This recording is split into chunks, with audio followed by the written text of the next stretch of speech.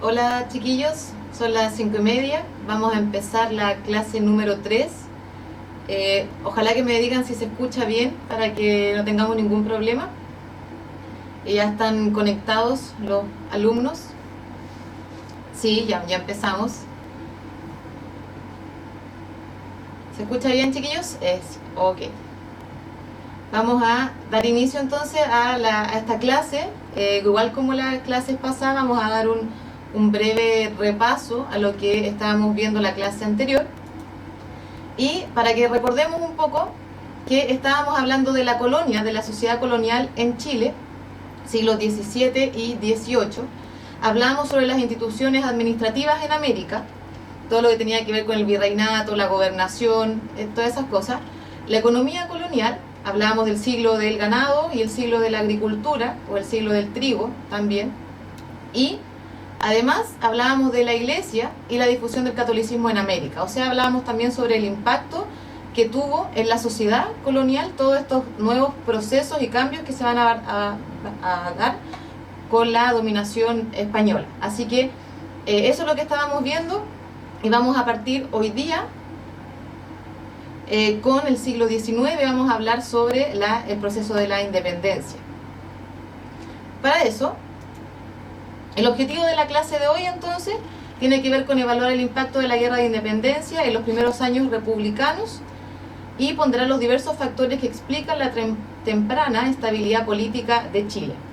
Y nuestras preguntas guía, como siempre, son dos: ¿cuáles son las causas de la independencia en Hispanoamérica y Chile? Y ¿cómo se organizó políticamente el país luego de la independencia?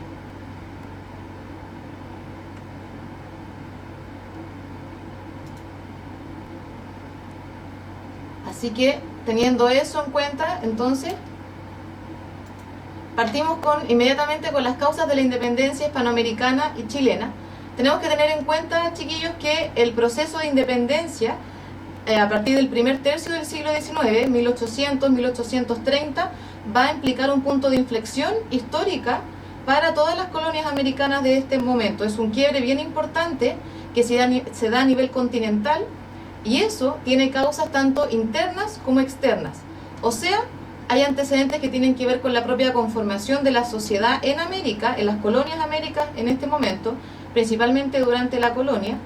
Y además tenemos causas externas que tienen que ver con la coyuntura internacional, con lo que estaba pasando afuera, sobre todo en Europa.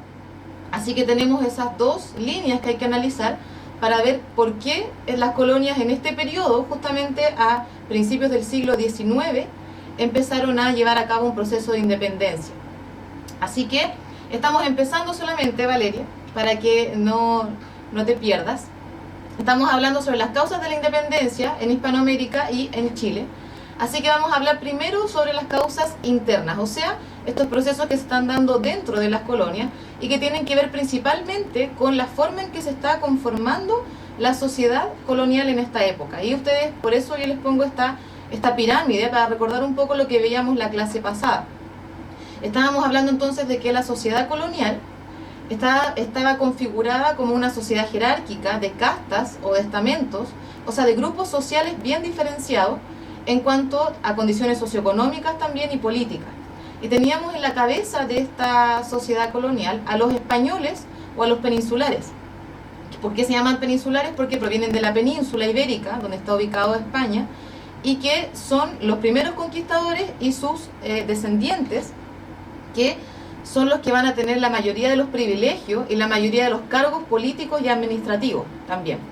Tenemos entonces que ellos son los líderes de este proceso, y por debajo tenemos entonces el desarrollo de otro grupo social importante, que son los criollos y los mestizos. Habíamos dicho que los mestizos eran esta mezcla entre españoles e indígenas, y los criollos son los hijos o los descendientes de los conquistadores españoles, pero nacidos en América. Así que eso va a provocar que tengamos como un primer punto importante a los criollos, que son un grupo social y político que va a empezar a incidir bastante en la vida de las colonias americanas. Los criollos primero van a tener una identidad común con los españoles o con los peninsulares, ligado a la cultura europea. Pero ¿qué va a pasar durante el siglo XVIII y durante la colonia? Que los criollos se empiezan a alejar cada vez más de la corona y de Europa, y van a empezar a acercarse y a desarrollar un sentimiento de pertenencia cada vez mayor a la tierra americana. ¿Por qué? Porque ellos son los que nacen acá, viven acá, trabajan acá, y eso hace que se sientan cada vez más cercanos a América, a la tierra americana, y no tanto a la cultura europea, que la conocen más bien de lejos, por sus padres, por sus abuelos, pero que ellos no la viven, porque ellos no han estado allá, sino que han nacido en América. Así que eso va a provocar el desarrollo de la creación de una identidad criolla, propiamente tal, y eso también hace que ellos estén mucho más involucrados con lo que está pasando dentro de las colonias. Ellos empiezan a criticar la administración imperial de los Borbones. ¿En qué sentido? En que los españoles, acá arriba, o los peninsulares, son los que ocupan la mayor cantidad de cargos políticos, son los que ocupan los cargos más importantes. Son las personas que son virreyes, gobernadores, miembros de la Real Audiencia, los oidores, y solamente los criollos pueden acceder a cargos en el cabildo. Lo habíamos dicho la sesión pasada, que en el cabildo están los alcaldes, los regidores, los fieles ejecutores, los alguaciles, y solamente los criollos son los que pueden acceder a ese tipo de cargos, que son cargos de importancia menor. Así que se empieza a generar una especie de resentimiento por parte de la aristocracia criolla, que sienten que son los que más trabajan, que son los que más conocen América, pero por otro lado son los que tienen menos privilegios, los que reciben menos beneficio de todo su trabajo, y que sí lo hacen los españoles. Así que eso hace que ellos desarrollen una especie de crítica también frente a todo lo que está ocurriendo con la administración imperial. Y por último, tenemos la existencia de una crisis económica colonial. Habíamos dicho también en la clase 2 que estaba establecido el monopolio comercial en América, o sea que no podían comerciar con otras naciones que no fuera España, y eso también junto con el contrabando, que también habíamos dicho que era un fenómeno que existía, estaba dando lugar a la sobresaturación de productos en las colonias. Había muchos productos que llegaban desde Europa y también gracias al contrabando. Entonces esto estaba provocando una saturación de los productos que, además de bajar los precios, provocaba también que no se pudiera desarrollar una actividad productiva local. ¿Qué quiere decir esto? Que los criollos no podían tener una industria manufacturera local, puesto que habían tantos productos que llegaban que no era necesario en el fondo tener una industria local. Así que eso también prohibía a los criollos surgir económicamente.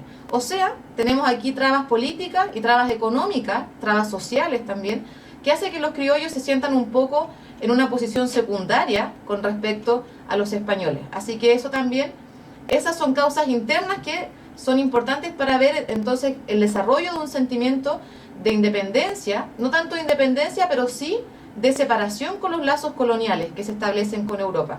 Así que vamos a pasar entonces, teniendo eso, a cuáles son las causas externas de la independencia hispanoamericana y chilena. Y acá tenemos dos cosas clave. Una, que son las ideas políticas de la Ilustración.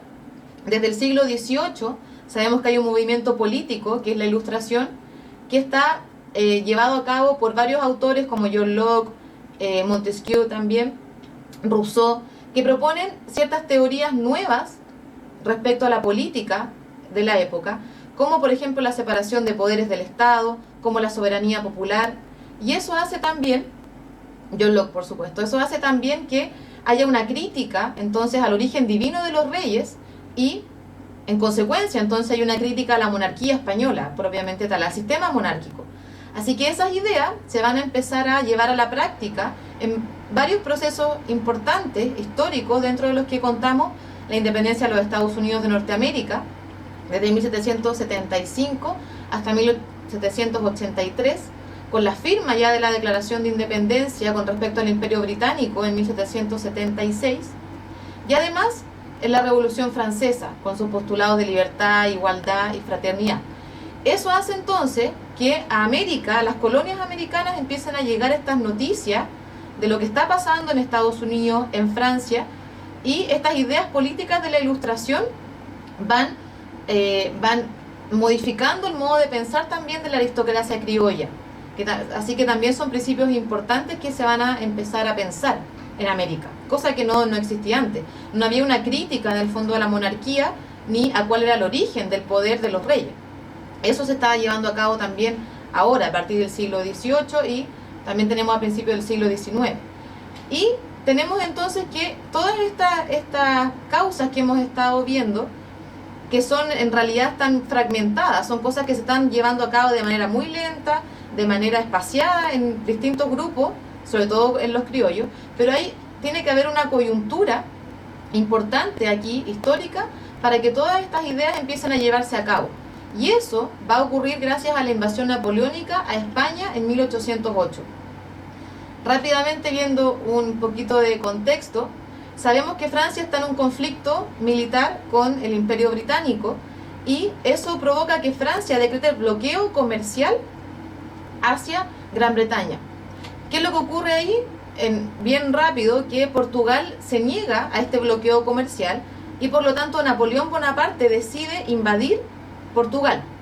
Para invadir Portugal hay que pasar por España.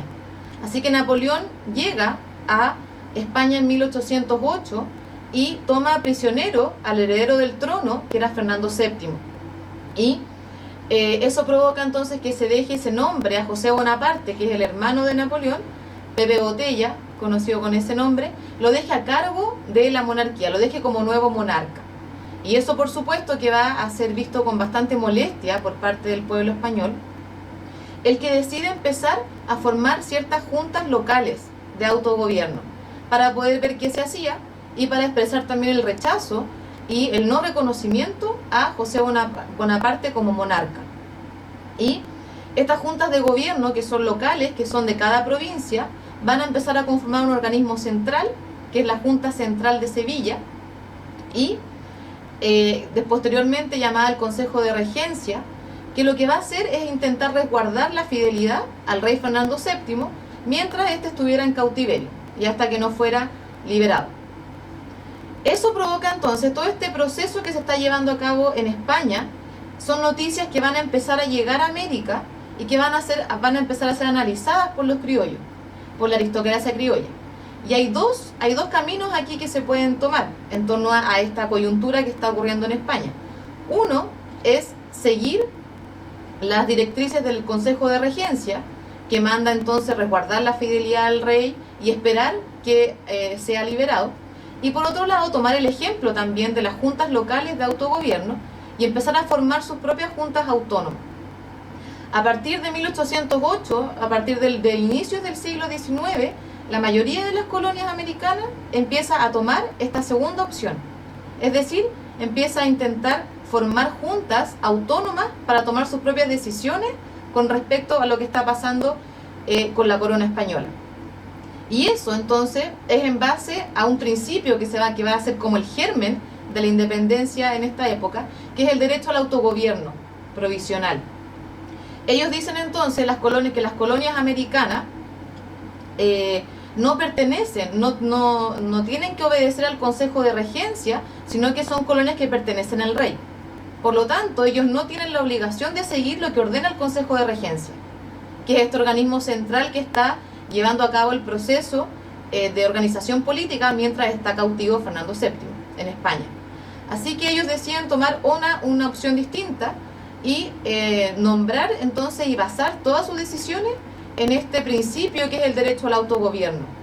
Y insisto en esto, chiquillos, para que quede claro que es importante, porque es el germen entonces del pensamiento y de la mentalidad de carácter independentista que se está formando durante este periodo.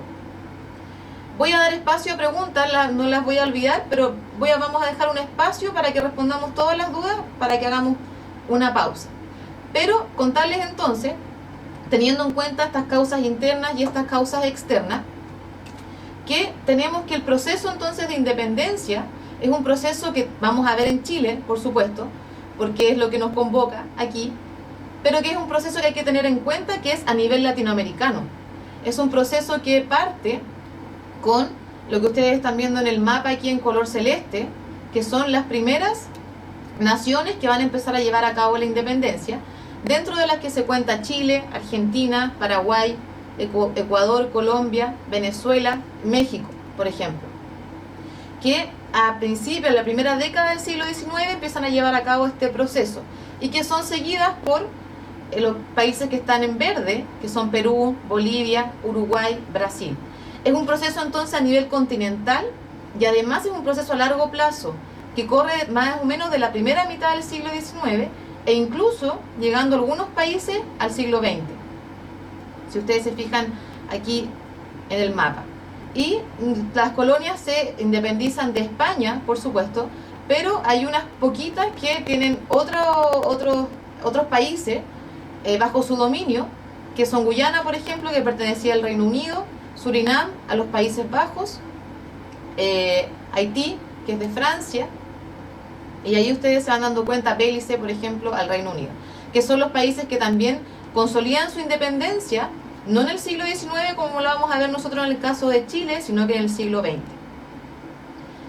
¿Sí? Entonces, vamos a pasar a la independencia de Chile, pero antes de eso, quiero ver si hay preguntas hasta acá, entre los antecedentes de la independencia, para que pasemos después inmediatamente al tema de la independencia de Chile. Dani dice que forman juntas, pero siempre con el ideal de gobernar mientras se ausenta el rey. Claro, las juntas tienen en realidad el objetivo inicial de mantener el orden social y de mantener la fidelidad al rey Fernando VII. Ese es el objetivo inicial. No hay un objetivo inmediato de independencia o de rompimiento de los lazos coloniales, sino que tiene que ver justamente con mantener la fidelidad al rey mientras está ausente. Nicole pregunta si solo los españoles hacían estas juntas. Al principio sí, como yo te decía, cuando llegó Napoleón, en España se empezaron a formar estas juntas locales, pero que sirven como ejemplo después para las colonias americanas, pero parten siendo formadas en España. Y principalmente eran formadas por criollos, no tanto por españoles, porque los españoles tienen un punto de vista más bien de fidelidad a la corona. Así que es más que nada, son más que nada formadas por criollos, por la aristocracia criolla están formadas estas juntas, Nicole. Sí, Dani, estamos hablando de Fernando VII justamente, y Dosi dice que pregunta si es que habían dicho que lo secuestraba Napoleón, y claro, Napoleón Bonaparte es el que toma cautivo a Fernando VII. Sí. Estamos claros entonces ya con los antecedentes de la independencia, con lo que estaba pasando afuera y también con las causas internas que son importantes también para analizar este fenómeno. Genial, Nacho, pregunta cuáles eran los ideales de la Revolución Francesa. Mira, en realidad eso es para una clase aparte, completa, pero más que nada tiene que ver también con la crítica hacia el sistema monárquico y con el desarrollo de un sistema republicano, con un sistema que resguarde los derechos de los ciudadanos y con la importancia también de la libertad política y con la incidencia de los ciudadanos en el sistema político que se estaba desarrollando. Te lo voy a decir bien resumido para que no nos atrasemos con eso, pero también tiene estos ideales, claro, como dice Matías, de libertad, igualdad y fraternidad, que son nuevos principios políticos que van de la mano con lo que hablábamos antes, que es los ideales de la Ilustración, también del movimiento ilustrado. Bien, pasemos entonces a la independencia de Chile, desde 1810 hasta 1823. Tenemos entonces aquí, desde julio de 1810, la aristocracia criolla empieza a exigir la renuncia del gobernador de la época, que es Francisco Antonio García Carrasco, que es un español que tiene una política bastante represiva o limitada, porque él sabe que ya en esta época se está llevando a cabo un proceso y hay sospechas de que la gente quiere como romper los lazos con el imperio español. Así que por eso es un gobernador que mantiene bastantes restricciones a la libertad política y social, y por eso los criollos empiezan a pedir su renuncia, cosa que se lleva a cabo y asume un conocido aristócrata criollo, que es Mateo Vittorio Zambrano, que es el que ustedes están viendo en la imagen.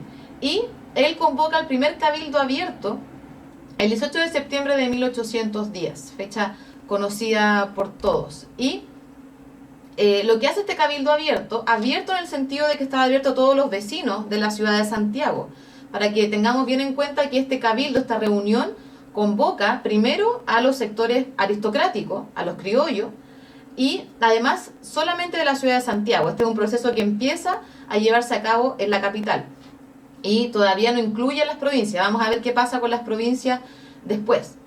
Pero entonces este cabildo abierto decide formar una primera junta de gobierno con el objetivo que ya habíamos dicho antes, de resguardar la fidelidad al rey Fernando VII mientras estuviera cautivo. Así que ese es su primer objetivo. Pero esta formación de la Junta de Gobierno es lo que va a dar lugar a la primera etapa de la independencia, que es lo que conocemos como la Patria Vieja. ¿Y qué es lo importante aquí? Es que se van formando ciertos bandos o ciertas facciones políticas, que son bastante importantes. Porque no lo confundamos con los partidos políticos de ahora, porque estos solamente son grupos de personas que empiezan a pensar parecido en torno al camino político que tiene que seguir Chile, pero no responden a ninguna jerarquía, ni tienen un poder central, sino que solamente son estos grupos de personas que tienen un pensamiento concreto frente a lo que tiene que pasar. Y ahí tenemos varios bandos, entre los que contamos a los exaltados, los moderados y los realistas. Los exaltados tienen este nombre porque son los patriotas, son los que proponen un rompimiento total con los lazos coloniales y para ellos entonces el camino tiene que ser convertir a Chile en un estado independiente. Tenemos a los moderados que solamente quieren llevar a cabo ciertas reformas administrativas para paliar un poco los efectos negativos de la administración imperial de los Borbones, pero que no quieren un rompimiento total. Y por otro lado tenemos a los realistas que, como dice la palabra, quieren mantener la fidelidad al rey de España y además mantenerse sujetos a la Iglesia Católica, al poder de la Iglesia Católica en la colonia. Así que quieren que esta junta mantenga su objetivo inicial, y solamente ese objetivo inicial, que es la fidelidad al rey mientras esté cautivo y mantener el orden durante ese periodo. Así que tenemos estas tres facciones, y si ustedes se dan cuenta en esta primera etapa de la Patria Vieja, tenemos que la mayoría de los miembros de este cabildo y de la junta están a favor de la posición moderada y la posición realista, y los exaltados o los patriotas son el mínimo. Es una opinión minoritaria frente a los demás. Así que esta primera junta, entonces, con estos bandos políticos, también crean un primer Congreso Nacional que se va a encargar de realizar ciertas medidas, primeras medidas, que tienen que ver, por ejemplo, con decretar la libertad de comercio con las otras naciones americanas. Sabemos que todavía estamos bajo el monopolio comercial, así que ellos decretan el libre comercio con el resto de las colonias, y además promulgan leyes como la conocida Ley de la Libertad de Vientres, que sabemos que es una ley que declara libres a los hijos de esclavos nacidos en Chile, y además prohíbe el ingreso de nuevos esclavos a la colonia. Y también se crea lo que se llama el Tribunal Supremo Judiciario, que reemplaza un poco la labor que tenía la Real Audiencia, que eran instituciones españolas que estaban rigiendo aquí la justicia en Chile. Así que se empiezan a llevar a cabo estas primeras reformas importantes, que también van marcando un poco el camino hacia la independencia total. Pero como yo les decía, todavía en esta primera etapa tenemos que la opinión mayoritaria está marcada por los moderados y por los realistas. Estamos hablando del periodo que ocurre desde 1810 a 1814, que es la Patria Vieja. Y tal como dice Dani, claro, la Ley de Libertad de Vientre está promulgada por Manuel de Salas. Y tenemos entonces que después vamos a tener una tendencia que va a ir más como se va a ir radicalizando, podríamos decir, con la incidencia de José Miguel Carrera. Bajo el gobierno de José Miguel Carrera, en 1812, se promulga lo que se llama el Reglamento Constitucional Provisorio, que es una de los primeros antecedentes de la carrera constitucional en Chile. de la promulgación de este documento que establece las leyes de la República. Y les traje esta cita para que la veamos, que dice que ningún decreto, providencia u orden que emane de cualquier autoridad o tribunales de fuera del territorio de Chile tendrá efecto alguno, y los que intentaren darles valor serán castigados como reos del Estado. Se van dando cuenta aquí entonces que hay una especie y hay una declaración en el fondo de que no se va a responder a ninguna autoridad que no sea interna, y que ya se está haciendo ver un poco que se está tratando de tomar las decisiones propias acá en el territorio sin incidencia extranjera. Y eso ya va a sentar un precedente para lo que viene después. Se están dando cuenta entonces de que ya a estas alturas tenemos que los exaltados o los patriotas ya están teniendo un poco más de injerencia política en el Congreso y en la Junta, y por lo tanto eso va a provocar una especie de recelo por la corona española, por supuesto, y por el virreinato del Perú, que es el principal núcleo del dominio hispano en América. Y el virrey del Perú de ese momento, que es Fernando de Abascal, empieza a enterarse de este proceso, y lo que hace es enviar expediciones militares a Chile para invadir el territorio e impedir que se desarrolle este proceso de protoindependencia, que podríamos decir. Así que estas expediciones militares finalmente van a derrotar a los patriotas, y se va a iniciar un nuevo proceso en este camino de la independencia, que es la Reconquista. Y con la llamada Batalla de Rancagua, entonces el 1 y 2 de octubre de 1814, el ejército patriota es derrotado y los españoles vuelven a restaurar el orden monárquico en Chile. Les traje esta imagen, que no es una imagen de la época, pero que pertenece a una de estas series que dan en la televisión. Creo que es Héroes, no estoy tan segura. Pero se las traje porque aparece aquí la figura de Bernardo Higgins, representada por el actor Marcial Tagle. ¿Y por qué se las traigo? Porque ya en este momento, en 1814, Carrera, que era el jefe de la expedición militar del ejército en Chile, es reemplazado por Bernardo Higgins, porque se pensaba que había que cambiar esto, porque había también una especie de derrota por parte de las expediciones españolas. Así que se cambia de comandante y se designa a Bernardo Higgins como nuevo jefe militar. Sí, me están soplando aquí que algo habrán hecho. Sí, esa serie, me confundí.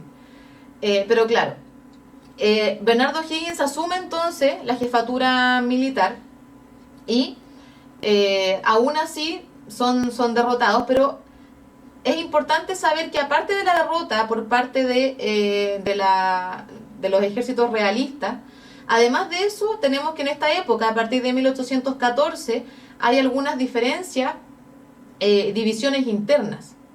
Y además tenemos una coyuntura especial, que Fernando VII ya es liberado en 1814, y eso, sumado también a la división interna entre las personas que están a favor de O'Higgins y otras que están a favor de que Carrera vuelva y recupere su autoridad, eso implica entonces que ya hay diferencias internas que van debilitando un poco este bando patriota. Así que eso provoca que pasemos a la segunda etapa de la independencia, que es la Reconquista, desde 1814 a 1817. Con la restauración monárquica a las colonias americanas, vuelve entonces la corona española a ejercer el poder, y se eliminan las instituciones que antes habían sido creadas en la Patria Vieja. Se elimina, por ejemplo, el Congreso Nacional, el Instituto Nacional que se había creado, la Biblioteca Nacional, se elimina la ley de la libertad de vientres, se prohíbe, se elimina también el decreto de libre comercio, y se trata de volver un poco a la situación inicial antes de que se formara la Junta de Gobierno. Y eso provoca algo bien importante que va a marcar el otro periodo de la independencia, que tiene que ver con la reacción de los criollos en este momento. Lo que ellos hacen entonces es empezar a radicalizar su posición frente a todas estas medidas que tomó la corona española luego de la Reconquista. Y ellos empiezan a pensar finalmente que el rompimiento de los lazos coloniales tiene que ser total, y que el país tiene que conformarse como un Estado independiente. Así que esa radicalización de las posiciones política de los criollos es lo que va a empezar a marcar esta nueva etapa y que va a consolidar finalmente el proceso de independencia. Y hay otro acontecimiento, otra coyuntura importante que vamos a pasar, que tiene que ver con la formación del llamado Ejército Libertador de los Andes. En Mendoza, el general argentino Andrés San Martín, está intentando llevar a cabo una expedición libertadora a nivel continental. Eso quiere decir que sea todo el continente americano, todas las colonias que se independicen y se logren liberar del dominio español. Y para eso entonces se va a conformar este ejército, también con fuerzas chilenas, donde Bernardo O'Higgins también está allá, que se va a llamar el Ejército Libertador de los Andes. Y ellos ingresan, cruzan la cordillera de los Andes y se enfrentan a las fuerzas realistas en la batalla de Chacabuco, el 12 de febrero de 1817. Y eso ya implica una primera victoria entonces para el bando patriota, que empieza a recuperar su poder, también apoyado por el general San Martín y el Ejército Libertador. Para San Martín la independencia de Chile era fundamental. ¿Por qué? Porque era el primer paso para llegar a Perú, donde se encontraba el virreinato, que era el núcleo, como yo les contaba, del dominio español. Por lo tanto, Chile ocupaba una posición estratégica para la independencia en este momento. Así que por eso era bastante importante llegar hasta Chile y lograr consolidar la independencia. Después de esta batalla de Chacabuco, entonces Bernardo O'Higgins es nombrado por el Cabildo como director supremo y él trató de encargarse de la administración del nuevo Estado, de reanimar la economía nacional y además, por supuesto, de promulgar las leyes que iban a ser necesarias para el nuevo Estado. Y eso se consolida en abril de 1818 con la batalla de Maipú, donde está aquí plasmado, como ustedes ven acá, el conocido abrazo de Maipú entre O'Higgins y San Martín. Y él también firma la Declaración Oficial de Independencia de Chile el 12 de febrero de 1818, que es considerado por algunos historiadores, como ustedes saben, como la real fecha de la independencia. Así que esto es lo que ya va a dar lugar a lo que conocemos como la Patria Nueva y que se data hasta 1823. ¿Por qué? O'Higgins, como director supremo, trata también de eliminar un poco lo que eran los privilegios que tenía la aristocracia. Habíamos hablado en una clase anterior también sobre los mayorazgos, los títulos de nobleza de la aristocracia. Y lo que quiere Bernardo O'Higgins es quitarle un poco ese privilegio que tiene la nobleza. Y elimina, por ejemplo, los mayorazgos y trata de eliminar los títulos de nobleza. Y eso hace que la aristocracia empiece a mirar con un poco de recelo, por supuesto, a Bernardo O'Higgins. Y además él también envía dinero para financiar la expedición libertadora del Perú. Por lo tanto, hay varias causas que van a llevar a que la figura de Bernardo O'Higgins empiece a ser un poco rechazada. Más aún cuando él promulgó la llamada Constitución de 1822, donde él se arroga un montón de funciones que tienen que ver con el director supremo, como por ejemplo nombrar las autoridades provinciales y además mantenerse en el poder, la posibilidad de mantenerse en el poder por otros 10 años más. Entonces eso va a generar bastante descontento por parte de la aristocracia y además por parte de las autoridades provinciales, que ven que todo se está centrando en Santiago y en la figura del director supremo, y por lo tanto le piden la renuncia en 1823. Él renuncia a su cargo de director supremo y se autoexilia en el Perú. Así que ese acontecimiento va a marcar el fin de la Patria Nueva y el fin de estas etapas entonces de la independencia. Pero ya hemos visto que el proceso entonces de independencia con respecto a la corona española está más o menos consolidado ya en 1818. Hasta aquí. Tenemos algunas preguntas que estaban quedando sueltas. Por ejemplo, Dani pregunta si se eliminan oficialmente los mayorazgos o parcialmente. La institución del mayorazgo sí se elimina totalmente. Lo que no se elimina así 100% son los títulos de nobleza, que son difíciles de eliminar como de un día para otro porque tienen que ver con medidas tomadas desde España. Entonces E incluso la eliminación de esos títulos también hay que pedirlos a Europa, entonces es difícil de que se lleve a cabo inmediatamente. Así que lo que sí son eliminados son los mayorazgos, la posibilidad de dejar la herencia de las tierras, que son medidas que se pueden tomar aquí de forma más rápida.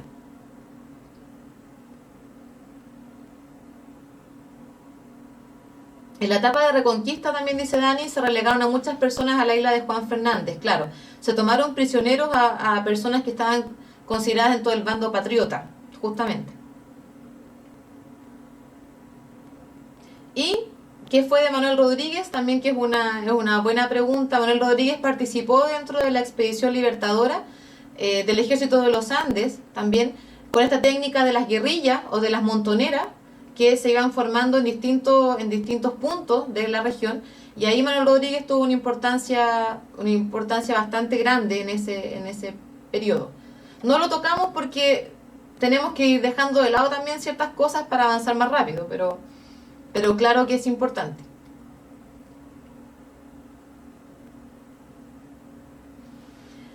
Matías pregunta qué era de la Patria Nueva, se me quedó pegado. Habíamos dicho entonces que la Patria Nueva estaba marcada, Matías, vamos a volver al tiro, estaba marcada por la presencia del Ejército Libertador, del Ejército de los Andes, por la ayuda que habían hecho también para el proceso en Chile, y por la figura de Bernardo O'Higgins, que se convierte en director supremo.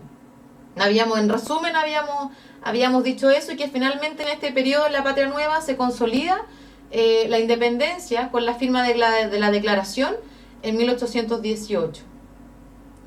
Kenneth pregunta si estas series como Héroes sirven para aprender más o complementar. Claro, series como Algo habrán hecho, como Héroes, que se ocupan bastante en el colegio también, porque de repente son un poco largas, son un poco tediosas, pero Algo habrán hecho, por ejemplo, tiene un formato que va contando este actor, que es Francisco Melo, va contando con un historiador lo que va pasando y lo van viviendo en ese mismo momento, que tiende a ser un poco más dinámico. Así que son series que sí complementan mucho lo que estamos viendo acá, que son de más duración y por lo tanto tocan temas con un poco más de detalle.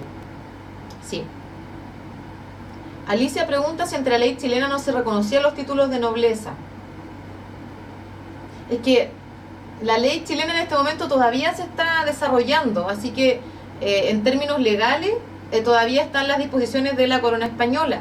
Está esa ley todavía vigente, recién se está configurando provisoriamente una constitución, un cuerpo de leyes en Chile, así que por eso los títulos de nobleza todavía se reconocen como tales.